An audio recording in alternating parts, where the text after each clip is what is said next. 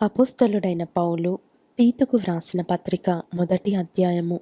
దేవుడు ఏర్పరచుకొనిన వారి విశ్వాసము నిమిత్తమును నిత్యజీవమును గూర్చిన నిరీక్షణతో కూడిన భక్తికి ఆధారమగు సత్య విషయమైన అనుభవ జ్ఞానము నిమిత్తమును దేవుని దాసుడును యేసుక్రీస్తు అపోస్తలుడునైన పౌలు మన అందరి విశ్వాస విషయములో నా నిజమైన కుమారుడగు తీతుకు శుభమని చెప్పి వ్రాయున్నది.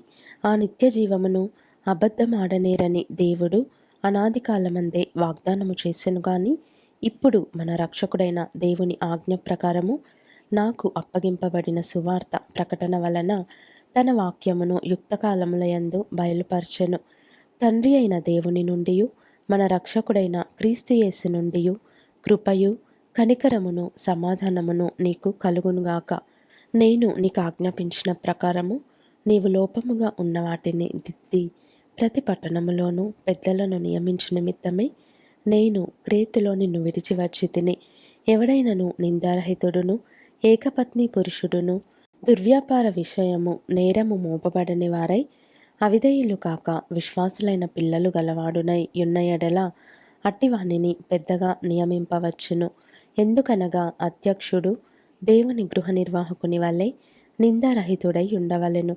అతడు స్వేచ్ఛాపరుడును ముక్కోపియు మద్యపానియు కొట్టువాడును దుర్లాభము అపేక్షించువాడును కాక అతిథి ప్రియుడును సజ్జన ప్రియుడును స్వస్థబుద్ధి గలవాడును నీతిమంతుడును పవిత్రుడును ఆశా నిగ్రహము గలవాడునై ఉండి తాను హితబోధ విషయమై జనులను హెచ్చరించుటకును ఎదురాడు వారి మాట ఖండించుటకును శక్తిగలవాడగునట్లు ఉపదేశమును అనుసరించి నమ్మదగిన బోధను గట్టిగా చేపట్టుకునివాడునై ఉండవలెను.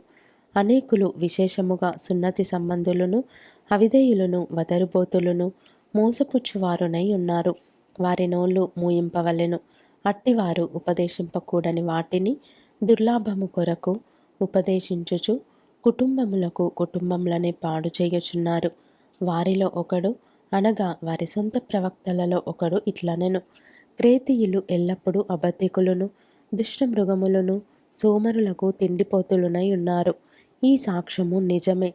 ఈ హేతువు చేత వారు యూదుల కల్పన కథలను సత్యము నుండి తొలగిపోవునట్టి మనుషుల కట్టడలను లక్ష్యపెట్టక విశ్వాస విషయమున స్వస్థులకు నిమిత్తము వారిని కఠినముగా గద్దింపుము. పవిత్రులకు అన్నియు పవిత్రములే గాని అపవిత్రులకును అవిశ్వాసులకును ఏదియు పవిత్రమైనది కాదు. వారి మనస్సును వారి మనస్సాక్షియు అపవిత్రపరచబడి ఉన్నవి. దేవుని ఎరుగుదుమని వారు చెప్పుకొందురు గాని అసహ్యులను అవిధేయులను ప్రతి సత్కార్యము విషయము భ్రష్టులనై ఉండి తమ క్రియల వలన ఆయనను ఎరుగమన్నట్టున్నారు.